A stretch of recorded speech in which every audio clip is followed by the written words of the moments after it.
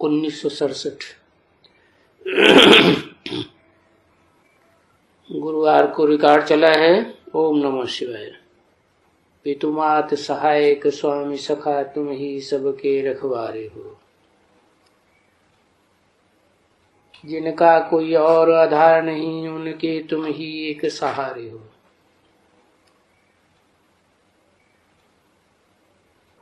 ओम शांति। ओम का अर्थ तो बच्चों को समझाया।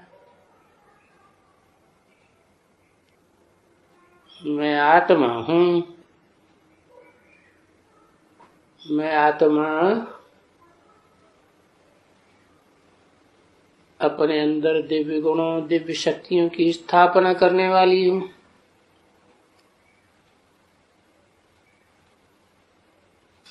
दुर्गुणों को विनाश करने वाली हूँ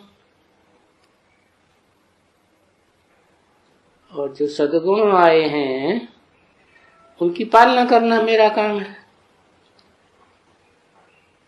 तो ब्रह्मा विष्णु शंकर तीनों का पार्ट हो जाती हूँ।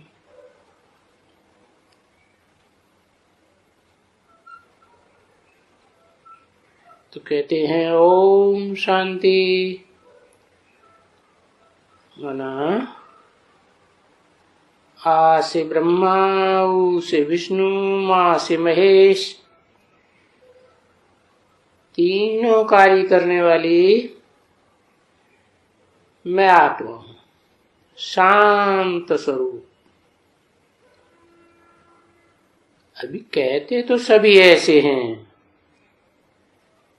कि हर एक जीव में, जंतु में, प्राणी मात्र में आत्मा है। क्योंकि अगर आत्मा न होती तो ये जीव जंतु प्राणी मात्र हरकत कैसे करते हैं, आवाज करते हैं, चलते फिरते हैं।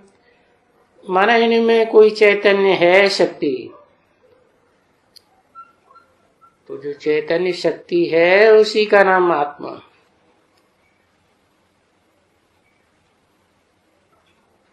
और वो आत्मा शरीर के साथ पार्ट बजाती है तो जीवात्मा कही जाती है। और ये बात तो सभी जानते हैं कि सभी प्राणी मात्र आत्माएं हैं, जरूर।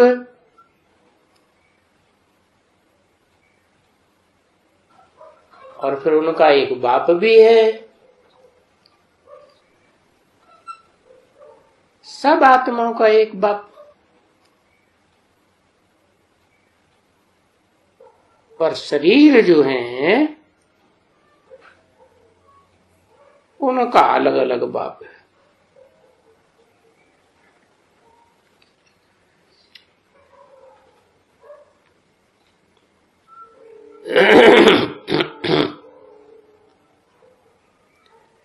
हर जन्म में अलग अलग बाप।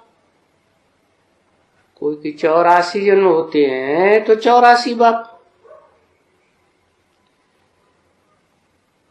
ये बात समझने की बिल्कुल सहज है। आत्मा षष्ठी रूपी रंगमंच पर पार्ट बजाती है तो जितना पार्ट बजाती है, जितने जन्म लेती है, उतने बाप। और फिर बच्चों की बुद्धि में ये भी है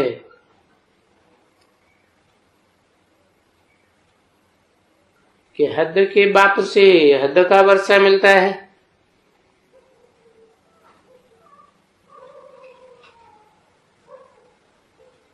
एक जन्म का वर्षा मिलता है,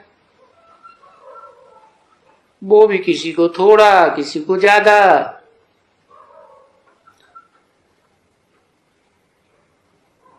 कोई को तो कुछ भी नहीं। और वेद का जो बाप है, सभी मनुष्यात्माओं का बाप, बेहद के बाप से बेहद का वर्षा मिलता है।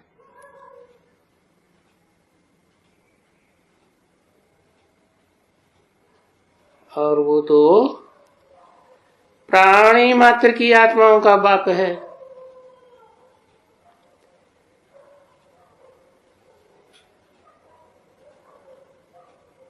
तो बाप तो कल्याणकारी होता है ना। बाप तो परिवार में सभी बच्चों का कल्याण ही चाहता है। तो ये बेहद का बाप क्या चाहता है? सभी प्राणी मात्र की आत्माओं का कल्याण हो या कोई दुखी हो जाए, कल्याण ही कल्याण चाहता है। परंतु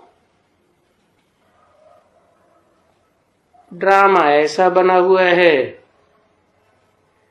कि वो बेहद का बाप इस सृष्टि रूपी रंगमंच पर सदा काल नहीं आता। जब बच्चे बहुत दुखी हो जाते हैं, सतो से रजो, रजो से तमो बन जाते हैं, क्योंकि सतो प्रधानता में सुख होता है, सुख की प्रधानता होती है।